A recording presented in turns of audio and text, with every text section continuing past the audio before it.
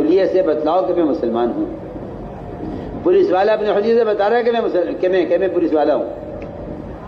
ایسے مسلمان کے ذمہ ہے اپنے حلیے سے بتائے کہ میں مسلمان ہوں، اور یہ کہنا کہ ماحول نہیں ہے. میں کہتا ہوں کہ ماحول کا بنانا جہاد ہے، ماحول کے تابع ہونا نفاق ہے، اور ماحول بنانا جہاد ہے. ماحول کے تابع ہونا نفاق ہے. منافقین کا مزاج تھا کہ وہ جہاں جاتے تھے وہاں والوں کے رنگ میں رنگ جایا کرتے تھے. یہ کہنا منافقین کا کہ ہم جب تمہارے پاس ہوں گے تمہارے ساتھ ہوں گے، جب ان کے پاس ہوں گے ان کے ساتھ ہوں گے، اسی کو نفاق کہا گیا ہے. ایسے لوگ بہروپیہ ہوتے ہیں جو اپنا روح بدلتے رہتے ہیں حالات کے اعتبار سے. ہم بہت بنیادی بات کرتے ہیں. مسلمان کو چاہیے کہ وہ اپنے حلیے کو سنت کے مطابق بنائے. یہ سب سے بڑا جہاد ہے. میں کہتا ہوں احیاء سنت سے بڑا کوئی جہاد نہیں ہے. کسی دشمن سے مقابلے میں اگر کوئی مسلمان قتل کر دیا جائے تو اس کو شہادت کی ایک شہید کا درجہ ملے گا، ایک شہید کا اجر ملے گا.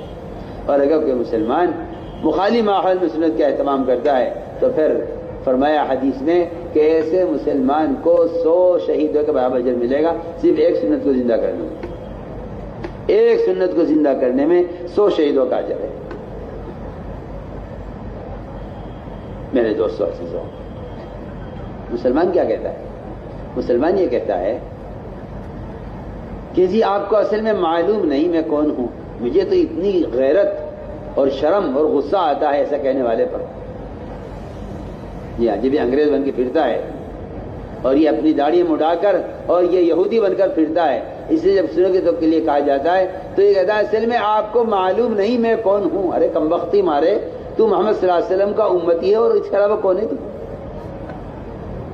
سوچیے آپ کو اصل میں معلوم نہیں میں کون ہوں. اچھا، اس جواب کا مطلب ہی یہی ہے کہ اس نے اپنے آپ کو محمد صلی اللہ علیہ وسلم کے امتی ہونے سے خارج کر لیا ہے. صاف صاف اصل میں آپ کو معلوم نہیں میں کون ہوں.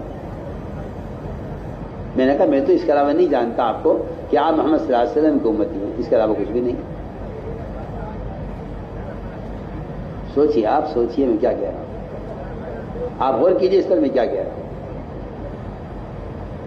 اگر یہ کسی ایک سنت کے بارے میں یہ کہہ دے کہ میں اس سنت پر اسی نہیں کر سکتا کہ میں پولیس والا ہوں، میں وکیل ہوں،